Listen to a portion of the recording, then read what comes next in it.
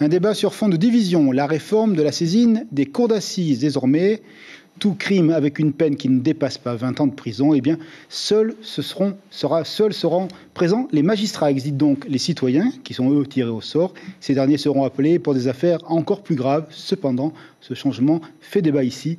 Cette réforme ne serait pas du tout adaptée. Le point avec notre consoeur Caroline Fary et les images de Jérôme Lee. Une réforme sans le peuple. Décriée par une partie du milieu judiciaire dans l'Hexagone, la nouvelle loi ne fait pas l'unanimité en Polynésie. Elle prévoit d'une part l'apparition des cours criminelles avec la suppression du jury populaire pour les crimes punis de moins de 20 ans de prison, soit la quasi-majorité des crimes jugés aux assises polynésiennes. Tout un symbole balayé pour les avocats pénalistes du barreau de Papeete qui dénoncent une régression du système démocratique.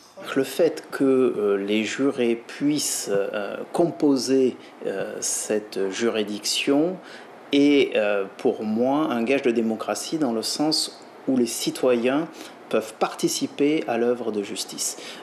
Il ne faut pas oublier que notamment les décisions de cour d'assises sont rendues au nom du peuple français. Et quoi de plus démocratique que les citoyens soient eux-mêmes acteurs, juges de leurs concitoyens qui ont commis les faits les plus graves. Ces cours criminelles seront d'autre part présidées par 5 magistrats professionnels au lieu de 3 actuellement.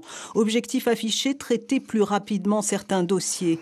En Polynésie, avec un seul tribunal pour une cour d'appel, l'application de la réforme reste problématique, mais la principale motivation du parquet de Papeete à sortir du système reste la spécificité de la langue. Je pense que c'est bien aussi qu'il y ait des personnes qui sont nées, qui ont vécu dans une culture tahitienne, qui soient présents avec nous pour juger les Tahitiens. Parce que le mode de pensée occidental n'est pas le même mode de pensée que des Tahitiens.